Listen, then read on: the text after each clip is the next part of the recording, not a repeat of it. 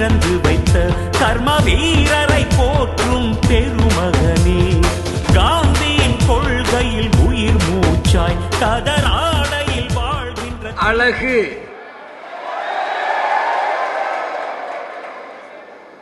அழகு என்று நாம் எதை நினைக்கிறோம்? அக அழகு, புற அழகு. வசந்தகுமார் இப்பொழுது புற அழகை சரி செய்து அக அழகை சரி செய்வதற்கு இந்த கல்லூரி இருந்து கொண்டிருக்கிறது, உங்களை வளமானவர்களாக மாற்றுவதற்கு. அழகு என்று நான் சொன்னேன்.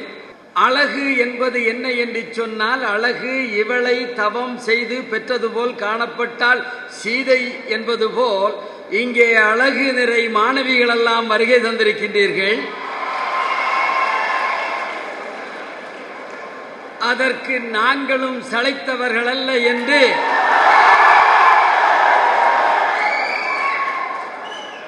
மாணவ பெருந்தகைகளும் இங்கே வருகை தந்திருக்கின்றீர்கள். இன்னும் ஒரு அழகு உண்டு. மதுரை என்று சொன்னால் மல்லிப்பூ, மதுரை என்று சொன்னால் 4 மாட வீதி, மதுரை என்று சொன்னால் தாழ்ந்து கிடந்த மக்களும் ஆலய பிரவேசம் செய்யலாம் என்று உணர்த்திய வைத்தியநாதர் ஐயர் வாழ்ந்த இந்த மதுரை.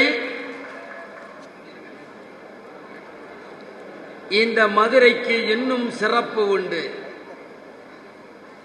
பெருந்தலைவர் காமராஜரிடம் வந்து கட்டட வல்லுநர்கள் எல்லாம் வெளிநாடு சென்று அந்த கட்டடங்கள் எப்படி அமைக்கப்பட்டிருக்கின்றன என்பதை பார்த்து வருகிறேன் என்று முதலமைச்சர் காமராஜரிடம் சொன்ன நேரத்தில் அந்த பெருந்தலைவர் சொன்ன ஒரே பதில், நீ விமானம் பிடித்து வெளிநாடு செல்ல வேண்டியதில்லை, அதற்காக நீ சூட்டும் கோட்டும் போட்டுக்கொண்டு வெளிநாடு செல்ல தயாராக வேண்டியதில்லை, இந்த மதுரை மாநகரம் போ, அங்கே இருக்கின்ற கட்டட அழகுகளை பார்த்து நீ கட்டடத்தை கட்டு என்று இந்த மதுரைக்கு பெருமை சேர்த்தார் பெருந்தலைவர் காமராஜ். எத்தனையோ கல்லூரிகளில் நான் உரையாற்றி இருக்கின்றேன், எத்தனையோ பள்ளிகளுக்கு சென்றிருக்கின்றேன். ஆனால் இந்த வெள்ளைச்சாமி நாடார் கல்லூரிக்கு வருகின்ற நேரத்திலே இந்த மாணவ மாணவிகளை பார்க்கின்ற பொழுது நாளைய இந்தியாவை உருவாக்குகின்ற வல்லுநர்கள் இங்கே இருக்கின்றார்கள் என்பதை பார்த்தேன்.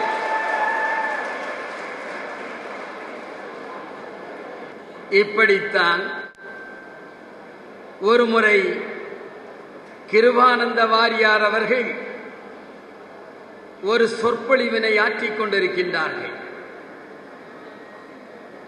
ராமாயணத்திலே வருகின்ற அனுமனை பற்றி பேசிக் கொண்டிருக்கின்றார். அந்த அனுமன் தின்தோல் ராமனுக்கு துணையாக இருந்தான் என்று சொல்லுவதைப் போல் அந்த அனுமனின் வீரத்தை சொல்லுகின்ற நேரத்திலே ராமாயணத்திலே 2 மன்னர்களை உருவாக்குவதற்கு காரணமாக இருந்தவர் அந்த அனுமன். அது நாம் ஆஞ்சநேயர் என்றும் சொல்லுவோம். அவன் பிரம்மச்சாரி.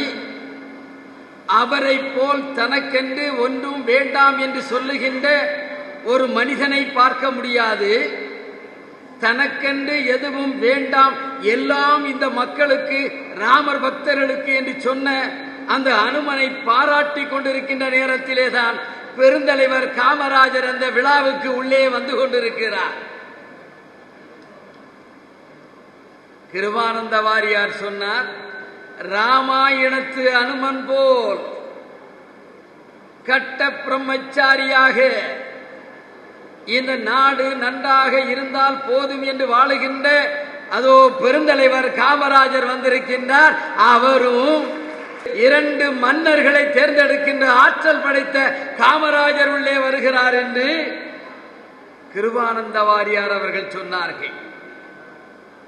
ஆக மனிதன் சாதிக்கின்ற நேரத்தில், சாதனை நிகழ்த்துகின்ற நேரத்தில் தனக்கென்று இல்லாமல் யார் அந்த சாதனையை செய்கின்றார்களோ அவர்கள்தான் வாழ்க்கையில் வெற்றி பெறுகிறார்கள், அவர்கள்தான் வாழ்க்கையில் முன்னிறுத்தப்படுகிறார்கள்.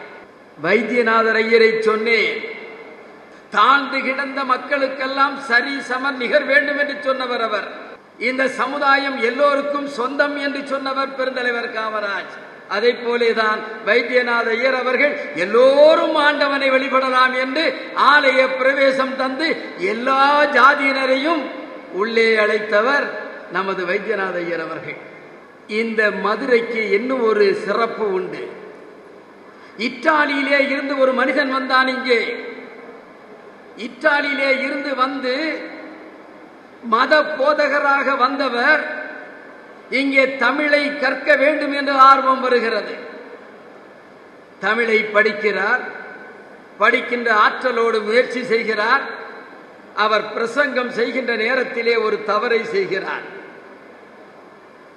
வீரமா முனிவர் அவர்கள், பெஸ்கி என்று சொல்லுகின்ற வீரமா முனிவர் அவர்கள் ஒரு நிகழ்ச்சியிலே பேசுகின்ற பொழுது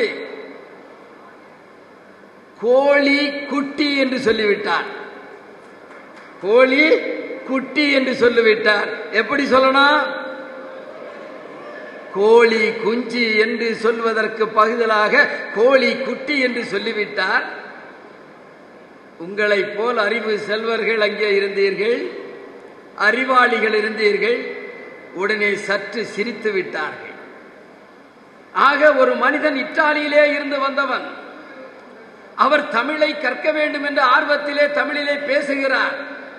தவறு என்ற உடனேயே நாம் சிரித்து அவருக்கு சுட்டி காட்டினோம்.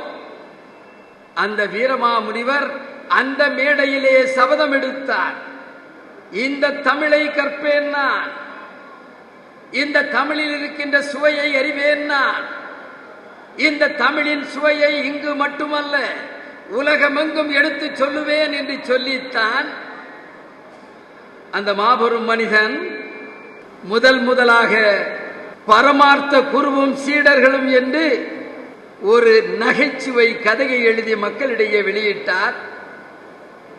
அவருக்கு லத்தீன் பாஷை சொந்த பாஷை. எனவே ஐயன் திருவள்ளுவர் தந்த திருக்குறளை லத்தீன் மொழியிலே முதலாக உலகத்திலேயே நம் திருக்குறளை முதலாக லத்தீன் மொழியிலே மொழிபெயர்த்து உலகமெங்கும் தமிழின் சிறப்பை தந்தவர் நமது வீரமா முனிவர். அந்த வீரம் வருவதற்கு காரணம் என்ன என்று சொன்னால் அந்த நகைப்பு. கோழி குட்டி என்று சொன்ன உடனேயே கோழி குஞ்சி என்பதற்கு பதிலாக கோழி குட்டி என்று சொல்லிவிட்டோமே என்ற ஒரு மனப்பான்மையிலேதான் அங்கே வீரம் விளைந்தது, விவேகம் எழுந்தது. என்னால் முடியும், என்னால் சாதிக்க முடியும், நான் இத்தாலியிலே இருந்து வந்தாலும் இத்தமிழை படித்து வெளிநாட்டிற்கு திருக்குறளை மொழிபெயர்த்தேன் என்று சொன்னார் பாருங்கள் வீரமாமுனிவர். அதை போலேதான் சில நேரத்திலே உங்களுக்கு சற்று சறுக்கல் வந்தால் அதை நீங்கள் பாசிட்டிவாக எடுத்து வாழ்க்கையில் முன்னேற வேண்டும் என்பதற்காகத்தான் வீரமாமுனிவரை நான் சொல்லுகிறேன். ஒரு சின்ன சறுக்கல் அதை தூண்டுகோலாக மாற்றியது. அதே லத்தீனில் எழுதிய, அந்த லத்தீன் பாஷையிலே எழுதிய அந்த திருக்குறளைத்தான் ஜி.யு. போப் அவர்கள் ஆங்கிலத்திலே மொழிபெயர்த்தார்கள்.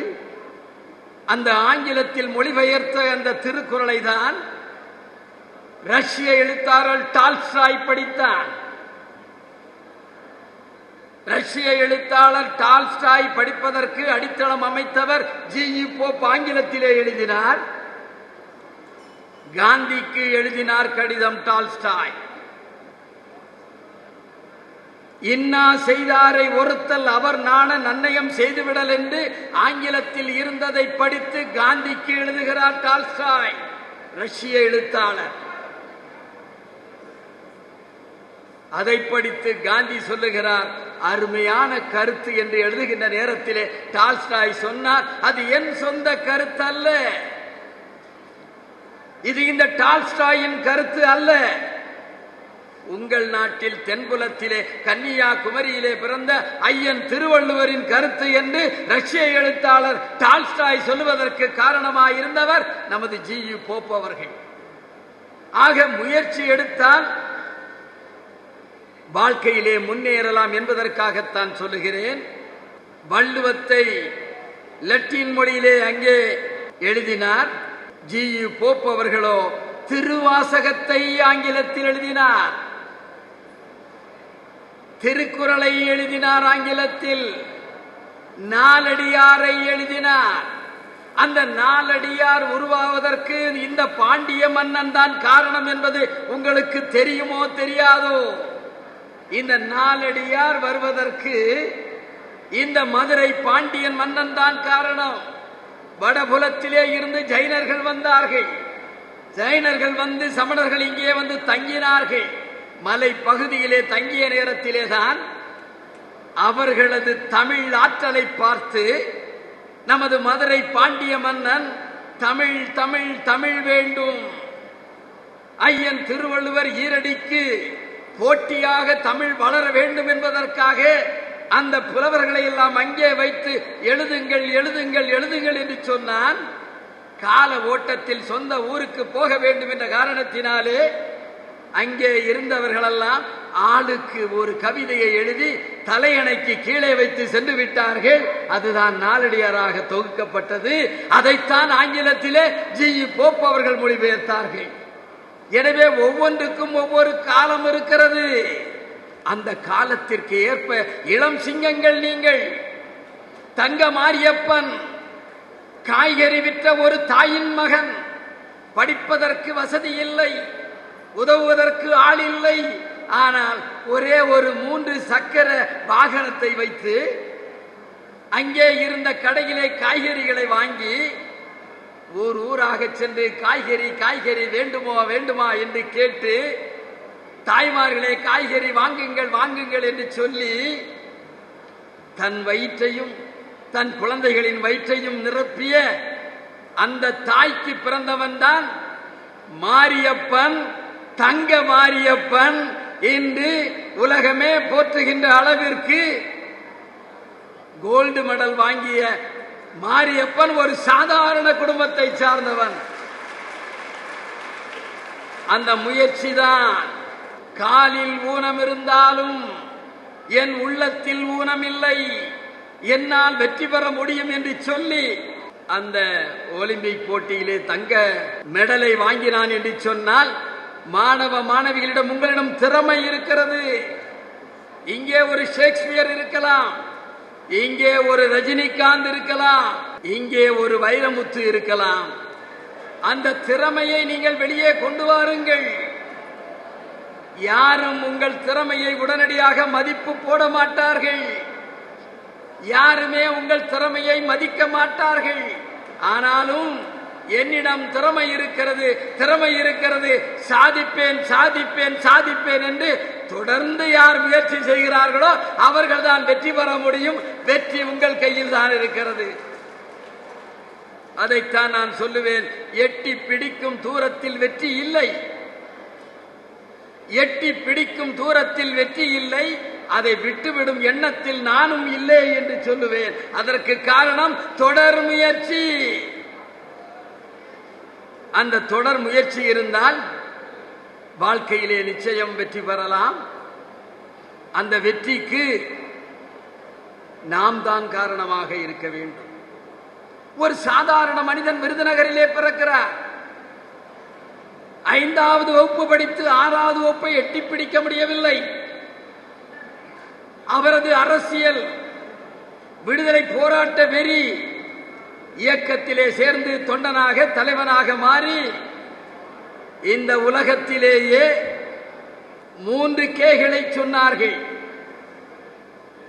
ஒன்று ரஷ்ய குர்ஷேவ், இன்னொன்று அமெரிக்கா கென்னடி, அதன் பிறகு சாதாரண மனிதனாய் விருதுநகரிலே பிறந்த சிவகாமி அம்மையாரின் மகன் காமராஜ் 5வது வகுப்பு படித்தவர். உலகத் தலைவர்கள் வரிசையிலே வருகிறார். கே கே கே என்று சொன்னால் குருஷேவ், காமராஜ், கென்னடி என்று சொல்லுகின்ற அளவிற்கு ஆற்றல் படைத்தவராக மாறுகிறார். அதற்கு காரணம் என்ன? எல்லாம் எனக்கு தெரியும் என்று காமராஜர் சொல்ல இல்லை. எல்லாம் எனக்கு தெரியும், உனக்கு என்ன தெரியும் என்ற கேள்வியை அவர் போட்டதே இல்லை. சொல்லுங்க, சொல்லுங்க சொல்லுங்க, ஆகட்டும் பார்க்கலாம், ஆகட்டும் பார்க்கலாம் என்று தமிழகத்திலே ஒரு உயர்ந்த இடத்தை பிடித்தவர் பெருந்தலைவர் காமராஜருக்கு 5வது வகுப்பு படித்தவருக்கு நட்பு யார் தெரியுமா? ஜவஹர்லால் நேரு. அந்த ஜவஹர்லால் நேரு யார்? லண்டன் நகரத்திலே படிக்கின்ற பொழுது 4 வாசல்களிலும் உலகத்திலேயே உயர்ந்த 4 கார்கள் நிற்கும். காரணம், அவர் தந்தை மோதிலால் நேரு. உலகத்திலே சிறந்த ஒரு அட்வொகேட்டாக, வழக்கறிஞராக இருந்தவர். என் மகன் யாருக்கும் குறைந்தவன் அல்ல என்று லண்டன் நகரத்திலே படிக்கின்ற நேரத்தில் 4 வாசலிலும் 4 கார்களை நிறுத்தி, என் பையன் எந்த வாசலில் வந்தாலும் அவன் அந்த காரில் செல்ல வேண்டும் என்று விரும்பிய மோதிலால் நேருவின் மகன் நேரு விருதுநகரிலே பிறந்த காமராஜருக்கு நண்பனாக மாறுகிறார். எப்படி?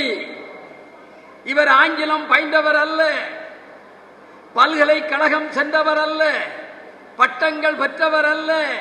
ஆனாலும் பட்ட அறிவு உண்டு, சொந்த புத்தி உண்டு, இறைவன் படைத்த சொத்து என் சிந்தனை என்று காமராஜ் அந்த நேருவுடனே பழக்கம் வைக்கிறார். உதாரணம் சொல்ல வேண்டும் என்று சொன்னால், கிருஷ்ண பரமாத்மா போர்க்களத்திலே அர்ஜுனனுக்கு சாரதியாக வருகிறார். உலகத்தையே கட்டி காக்கின்ற கிருஷ்ணன் அங்கே அர்ஜுனனுக்கு தேரோட்டியாக வருகிறார். அர்ஜுனனுக்கு ஆலோசனை சொல்லுகிறார்.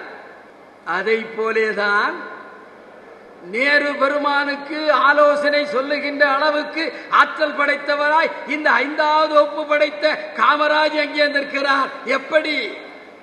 சைனாவும் இந்தியாவும் போராடி கொண்டிருக்கிறது போர்க்களத்திலே. உங்களுக்கெல்லாம் தெரியும், 64 கோதுமை அமெரிக்காவிலே இருந்து வரும். சைனாவுக்கு ஆதரவாக அமெரிக்கா முடிவெடுக்கிறது. முடிவெடுத்த உடனேயே அமெரிக்கா சொல்லுகிறது, நீங்கள் சைனாவுடன் போரை நிறுத்த வேண்டும். நிறுத்தாவிட்டால் எங்கள் நாட்டிலே இருந்து வருகின்ற கோதுமை உங்கள் இந்திய திருநாட்டிற்கு வராது, நீங்கள் பட்டினி கிடக்க வேண்டும் நிலை வரும் என்ற நேரத்திலேதான் நேரு பெருமான் பதறிவிட்டார். கோடிக்கணக்கான மக்களின் உணவு நின்றுவிட்டால் இந்த நாட்டை எப்படி சரி செய்வது? நேரு பெருமான் லண்டனிலே படித்தவர், உலக சரித்திரத்தை தன் மகளுக்காக எழுதியவர். அந்த நேரு திகைத்து நிற்கின்ற நேரத்திலே தான் தென்புலத்திலே இருந்து ஒரு மனிதன் அங்கே போகிறான். 6 அடி உயரம் உடையவனாய், முழங்கால் சட்டை அணிந்தவனாய், வேஷ்டி கட்டியவனாய், ஒரே ஒரு துண்டை மட்டும் மேலே போட்டுக்கொண்டு ஒரு மனிதன் நுழைகிறான். நேரு ஆர்வத்தோடு காமராஜி வாங்க வாங்க என்று அழைக்கிறார். காமராஜர் கேட்கிறார், வாட் இஸ் தி ப்ராப்ளம்? ஏன் ஒரு மாதிரி டல்லா இருக்கீங்க? அப்பொழுது நேரு சொல்லுகிறார், சைனா யுத்தம் எங்கே நடந்து கொண்டிருக்கிறது. அமெரிக்கா நம் உணவை தடுத்து நிறுத்துவேன் என்று சொல்லுகிறது. என்ன செய்வதென்று தெரியவில்லை காமராஜ் என்று லண்டனில் படித்தவர் விருதுநகரிலே படித்த காமராஜரை பற்றி கேட்கிறார். காமராஜர் ஒன்றும் சொல்லவில்லை. 1-2 மணித்துளிகள் அப்படியே சிந்தித்தார். ஒரு முறைக்கு 2 முறை அப்படி இப்படியும் நடந்தார். ஒரு கப் தண்ணியை குடித்தார். குடித்துவிட்டு ஒரு டீயை கொண்டு வாருங்கள் என்று சொன்னார். குடித்தார். குடித்த பிறகு நேருவிடம் சொன்னார், டோன்ட் வரி, டோன்ட் வரி. உடனே நேரு, என்ன காமராஜ் டோன்ட் வரிங்கிறீங்க? கோடிக்கணக்கான மக்கள் பசியால் சாக போகிறார்கள். நேருவுக்கு ஆட்சி திறமை இல்லை. உலகமே என்னை பார்த்து ஏளனமாக சிரிக்கப் போகிறது. நீங்கள் டோன்ட் வரி என்று சொல்லுகிறீர்கள் என்று கேட்ட நேரத்திலே தான் காமராஜர் சொன்னார், அந்த அமெரிக்காக்காரன் இங்க என்ன கடை நடத்துறான்? அமெரிக்காக்காரன் இந்தியாவில் என்ன கடை நடத்துறான்? நம்ம ஊர் பாணியில மளிகை கடை மாதிரி என்ன கடை நடத்துறான்? நேருக்கு புரியல. என்ன பிசினஸ் செய்கிறான் இந்தியாவில் அமெரிக்காக்காரன்? அதன் பிறகுதான் நேரு ரீகலெக்ட் பண்ணுகிறார். அமெரிக்கன் எக்ஸ்பிரஸ் பேங்க் இங்க இருக்கு என்று சொன்னார். யாரு? நேரு பெருமான். அமெரிக்கன் எக்ஸ்பிரஸ் வங்கி இங்கே இருக்கிறது என்று சொன்ன உடனே காமராஜ் அதை இழுத்து மூடு, அத இழுத்து மூடு. நேருக்கு எப்படி ஒரு வெளிநாட்டு பேங்கை நம்ம இழுத்து மூடுவது என்று சொன்ன உடனே காமராஜ் சொன்னார், அந்த சேர்மன் இங்கே கூப்பிடு, அமெரிக்கன் எக்ஸ்பிரஸ் வங்கியின் சேர்மன் கூப்பிடுங்கள் ஐயா. வந்தாரு. இங்க பாரு, நீ இந்த நாட்டில் பேங்கை வச்சு பிழைச்சிக்கிட்டு இருக்க, எங்க நாட்டில் உணவுக்கு உணவு இல்லை, அதைத்தான் கோதுமை அனுப்பிச்சுக்கிட்டு இருக்கீங்க. உங்க நாட்டில் சொல்றாங்க கோதுமையை அனுப்ப மாட்டேன்னு சொல்லி. நாளைக்கு கோதுமை வரும் என்ற தகவல் வராவிட்டால் உன் அமெரிக்கன் எக்ஸ்பிரஸ் பேங்கை நீ மூடிவிட்டு அமெரிக்கா போ என்று சொன்னார். யாரு?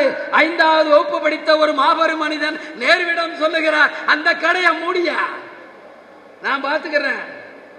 அடுத்த நாள் கோதுமை வருகிறது கப்பலிலே. அதுதான் பெருந்தலைவன் காமராஜ். 5வது வகுப்பு படித்தவன், அவன் தான் மனிதன். கடையை மூடினார் நம்ம ஒரு பாணியில. அந்த காமராஜ் சென்னையிலே சிலை வைக்க வேண்டும். மக்களோடு மக்களாக, மக்களின் தொண்டனாக, தனக்கென்று எதுவும் சேர்க்காமல் சரஸ்வதியை மட்டும் நம் இதயத்தில் வைத்து லட்சுமி வேண்டாம் என்று சொன்ன காமராஜ் சிறப்பான சேவை செய்கிறார் என்று சொன்னவுடனேயே சென்னை வாசிகள் எல்லாம் நேருவிடம் சொல்லுகிறார்கள், ஐயா அவருக்கு ஒரு சிலை எழுப்ப வேண்டும் என்று நேருவிடம் கேட்கிறார்கள். நேரு சொல்லுகிறார், நான் உயிரோடு இருப்பவர்களின் சிலையை நான் திறப்பதில்லை. நேரு பெருமான் சொல்லுகிறார், அது என்ன பாலிசி, எனக்கென்று ஒரு கொள்கை இருக்கிறது, உயிரோடு இருப்பவர்களின் சிலையை நான் திறப்பதில்லை. முதலிலே சென்றவர்கள் காமராஜன் சிலை திறக்க வேண்டும் என்பதை பின்னாடி சொன்னார்கள். முதலில் சிலை திறக்க வேண்டும் என்று சொன்னார்கள். கொஞ்சம் கொஞ்சமாக பேசி நேரு யாருக்கு என்ன என்று கேட்ட நேரத்திலே தான் விளக்கமாக காமராஜருக்கு சிலை வைக்க வேண்டும், உயிரோடு இருக்கின்ற தலைவருக்கு வைக்க வேண்டும் என்று சொன்ன நேரத்தில் காமராஜிக்கா, அந்த மக்கள் தொண்டனுக்கா, தனக்கென்று எதுவும் சேர்க்காமல் வாழ்ந்து கொண்டிருக்கின்ற ஒரு மாபெரும் மனிதனுக்கா நான் வந்து திறக்கிறேன் என்று நேரு பெருமான் சென்னைக்கு வந்து அந்த சிலையை திறந்து வைத்தார். அந்த சிலை திறப்பு விழா 1961ஆம் ஆண்டு நடந்தது. அதிலேதான் நேரு பெருமான் சொன்னார், the great leader Kamaraj is a great leader. பெருந்தலைவர் காமராஜ் என்று நாம் அழைக்கின்றதற்கு காரணமாக இருந்தவர் அந்த நேரு பெருமான். கிரேட் லீடர் காமராஜ் என்று அன்று சொன்னவர் நமது நேரு பெருமான். அதனாலே தான் என்று ஒப்பாரும் மிக்காரும் இல்லாத அந்த காமராஜ் மட்டும்தான் பெருந்தலைவர் காமராஜ் என்று அழைக்கப்படுகிறார் என்று சொன்னால் அது சாதனை. சாதனை என்பது சாதாரணது அல்ல. மாணவர்களுக்கு ஒன்றை மட்டும் சொல்லுவேன், எங்க போனாலும் பட்டிமன்றம் நடக்கு, கடவுள் இருக்கிறாரா இல்லையா? எந்த பட்டிமன்றத்தில் யாரை கேட்டாலும் பதில் சொல்ல முடியவில்லை, கடவுள் இருக்கிறாரா இல்லையா? ஒரு மன்னன் வந்தான், அமைச்சரை கூப்பிட்டான், பாரு கடவுள் இருக்கிறாரா இல்லையா? இருக்கிறார்னா எனக்கு நாளைக்கு காலையில காட்டணும். நீ ஒரு மந்திரிட்ட சொல்லிட்டாரு, நீ காட்டலைன்னா உன் தலை போயிருந்தாரு. கடவுளை எப்படி நேரடியா ஈஸியா எடுத்துட்டு வர முடியுமா? அந்த மந்திரி பெருந்தலைவர் காமராஜரை போல் அதி புத்திசாலி. ஒரு நாள் கால அவகாசம் கொடுங்கள் மன்னா என்று கேட்டார். அடுத்த நாள் வந்தார், மன்னா 2 கப்பை எனக்கு கொடுங்கள் என்று சொன்னார். உள்ளே சென்றார். ஒரு கப்பு நிறைய தண்ணீரில் உப்பை கலந்தார். இன்னும் ஒரு கப்பிலே சர்க்கரையை கலந்தார். தண்ணீரை நிரப்பி அதை மேஜையிலே வைத்தார். மன்னா, இதில் 2 இருக்கிறது, ஒன்று சர்க்கரை இனிப்பு இருக்கிறது, இன்னொன்று உப்பு இருக்கிறது. நீங்கள் அதை தொடாமலே உப்பு தண்ணீர் எங்கே இருக்கிறது, அந்த இனிப்பு தண்ணீர் எங்கே இருக்கிறது என்று பார்த்து சொல்லுங்கள் என்று அந்த மந்திரி அந்த மன்னனிடம் கேட்டான். மன்னன் சொன்னான், குடித்து ருசித்து பார்க்காமல் எப்படி நான் அதை சொல்ல முடியும் என்று சொன்ன நேரத்திலே தான் அமைச்சன் சொன்னான், கடவுள் என்பதும் நீங்கள் போய் வணங்கி அதை இன்வால்மெண்டோ இருந்தால்தான் நீங்கள் கடவுளை காண முடியும், உடனடியாக கொண்டு வர முடியாது என்று அந்த அமைச்சன் சொன்னான். இதெல்லாம் சாதாரண உதாரணம். ராக்ஃபெல்லர் அமெரிக்கா பெரும் பணக்காரர், விமானத்திலே பறந்து கொண்டிருக்கிறார். 33,000 அடி அப்பொழுது நமது வெள்ளைச்சாமி நாடார் கல்லூரியில படிக்கின்ற ஒரு மாணவன் போய் கேட்டான். விமானத்திலே அவனும் போனான். ஐயா, உங்களுக்கு இவ்வளவு வயசாயிடுச்சு, எவ்வளவோ சம்பாதிச்சிட்டீங்க, இன்னும் உழைத்து கொண்டிருக்கிறீர்களே என்று கேட்ட நேரத்திலே தான் ராக்ஃபெல்லர் அவனை பார்த்து கேட்டாராம், தம்பி, இந்த விமானம் எத்தனை ஆயிரம் அடிகளுக்கு உயரத்திலே பறக்கிறது? ஐயா, 33,000 அடி. சரி, உயரத்தை நாம் எட்டிவிட்டோம், அப்படித்தானே? ஆமா ஐயா. இதுக்கு மேலே விமானம் பறக்குமா? பறக்காத ஐயா. அப்போ ஒண்ணு செய்யலாமா? என்ன? அந்த விமானத்தின் இன்ஜினை நிறுத்திடலாமே, நம்ம தான் 33,000 அடி வந்துட்டோமே. ஐயோ இல்லையே, விமானம் கீழே விழுந்துரும், நம்ம எல்லாம் செத்து போவோன்னு சொன்ன உடனே ராக்ஃபெல்லர் சொன்னார், நீ எத்தனை ஆயிரம் அடிகள் உயர்ந்தாலும் எவ்வளவுதான் சம்பாதித்தாலும் நிறுவனம் என்பது ஓடிக்கொண்டே இருக்க வேண்டும். அதிலே அதை நிறுவனத்தை ஆரம்பித்தவர்கள் உழைத்து கொண்டே இருந்தால்தான் அந்த நிறுவனம் தலைக்கும் என்று ராக்ஃபெல்லர் சொன்னார். இது நம்ம வியாபாரிகளுக்கும் இங்கே இருக்கின்ற முதலாளிகளுக்கும் இங்கே இருக்கின்ற குழந்தைகளுக்குமாக இதை சொல்லுகிறேன். தொடர்ந்த முயற்சி, வாழ்க்கையில் அதுதான் வெற்றி கிடைக்கும். ஓடிக்கொண்டே இருந்தால்தான் வாழ்க்கை. படிப்பதற்கு நேரம் ஒதுக்குங்கள், அது அறிவின் ஊற்று. உழைப்பதற்கு நேரம் ஒதுக்குங்கள், அது வெற்றியின் இலக்கணம். நீங்கள் புத்தகத்தை நான் அடிக்கடி சொல்லுவேன், மேலே இருந்து கீழே கீழே கீழே கீழே நோக்கி படிக்கின்றீர்கள். ஆனால் அந்த புத்தகம் கீழே இருக்கின்ற உங்களை மேல் நோக்கி மேல் நோக்கி மேல் நோக்கி மேல் நோக்கி உயர்த்துகிறது என்று சொன்னால் அதுதான் அடிப்படை. மேல் நோக்கி இருந்து கீழ் நோக்கி படிக்கிறோம், கீழே இருக்கின்ற நம்மை மேல் நோக்கி உயர்த்துகிறது அந்த புத்தகம். அந்த புத்தகத்தின் தன்மை உங்களுக்கு தெரியும். அதனாலே தான் இந்த கல்லூரியிலே வந்து சேர்ந்திருக்கின்றீர்கள். நல்ல ஆசிரியர்கள், நல்ல நிர்வாகம். அந்த நிர்வாகம் இருப்பதினாலே தான் நீங்கள் வளமையான எதிர்காலத்தை அடைவதற்கு இங்கே நீங்கள் அடித்தளம் வகிக்கின்றீர்கள். இந்த அடித்தளம் தான் நீடித்த வாழ்க்கையை தரும். சிந்தனை செய்யுங்கள், ஒவ்வொரு துறையிலே சிந்தனை செய்யுங்கள், அதிலே வெற்றி பெற வேண்டும். வெற்றி பெற்றால் வாழ்க்கையிலே நிச்சயமாக நம்மை மற்றவர்கள் மதிப்பார்கள், புகழுவார்கள். இந்த சபை போல் மற்றொரு சபையிலே உங்களை அழைப்பார்கள். நீங்கள் வாழ்வாங்கு வாழ முடியும். எனவே மாணவ செல்வங்களாகிய நீங்கள் ஒவ்வொருவரும் வெற்றியாளனாக மாற வேண்டும். நீங்களும் தொடர்ந்து முயற்சி செய்ய வேண்டும். அந்த முயற்சியிலே வெற்றி உங்களுக்கு நிச்சயம் கிடைக்கும். வெற்றி படிக்கட்டில் ஏறுவதற்கு உங்களை நீங்கள் தயாராக வைத்துக் கொள்ளுங்கள். நிச்சயமாக உங்களுக்கு வெற்றி கிடைக்கும். உழைப்போம், உயர்வோம், வெற்றி கொடி நாட்டுவோம். நன்றி, வணக்கம்.